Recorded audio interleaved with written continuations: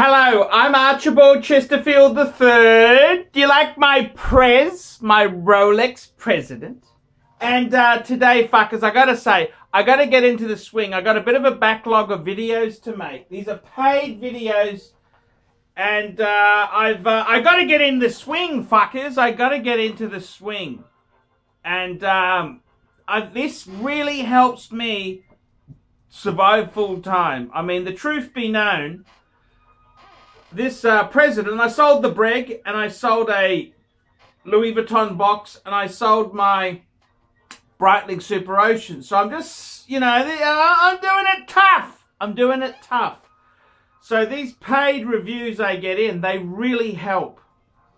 Really helps keep the channel going. And I'm going to start off with a positive one. This is from Frederic, and he says to me, "Hi Archie, thank you very much. Just to tell you that I followed your advice and bought a Rolex Explorer 2. It's a pre-42mm Z serial number with solid end links. It's so cool, I love it. The white face is fantastic.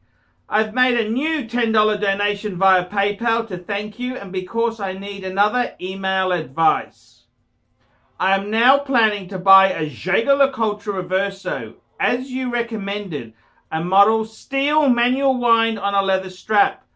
I tried the Reverso Grand Tourly, but I preferred the Grand Reverso Ultra Thin, that I find a little better on my wrist, a little larger and thinner, but it does not have petite seconds.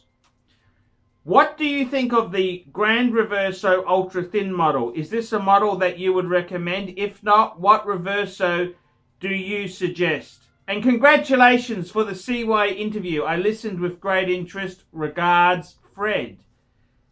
And that's a very happy viewer, a very happy punter. And I got to say, Fred, I would probably steer clear from the ultra thin if you can avoid it. It's okay. The ultra thin with just minutes and hours is acceptable. However, I got to be honest with you, the AP Royal Oak I had the Jaeger-LeCoultre based movement in it. It was also ultra thin. After 20 years, it cost an absolute fucking mozza. Absolute mozza.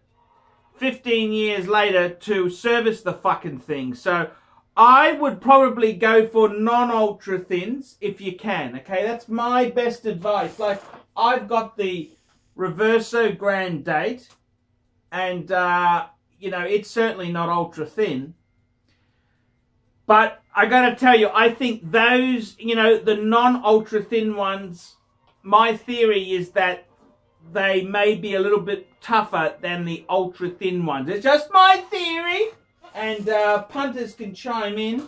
But yeah, I agree with you. You need to get a steel manual wind on a leather strap, and I'd probably avoid the ultra thin if possible. That's just my opinion. If you really got your heart set on it, fair enough. Try and get one as new as possible, or that's had recent service history on it. But they can be an expensive fucker to service. So just be aware of that. Just be aware of it. It's not a huge problem, but it's something you want to be aware of. Just be aware of this shit, man. Because you can get bitten in the fucking ass. Some of this stuff, it really bites. But I'm so happy to hear the Explorer 2. I think they are fantastic bang per buck. And, you know, I love my Explorer 2. I love my Prez as well there. Don't you just like that Prez wrist there? They're really fantastic. Explorer 2's great buying. Fantastic piece. And you can't go wrong with that sort of stuff. Explorer 2 is so cool. So, well done on the X2.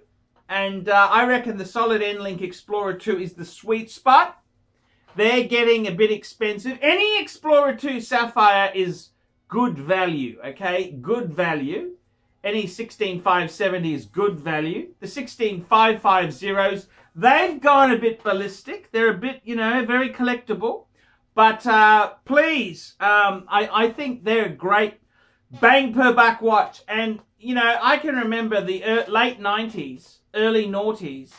They were in higher demand than the GMTs. So it's just fucking swings and roundabouts, fuckers. But yeah, that's a great piece. So that's some advice. I'm ArchieLuxury. Tell me what you fuckers think of that. And keep the paid questions coming. I depend on this. See you later, fuckers. We specialize in the repair of Rolex and Patek Philippe watches.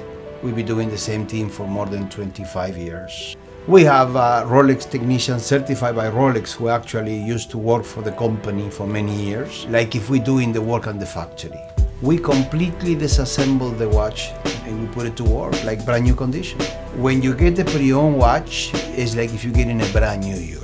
The only difference is the money.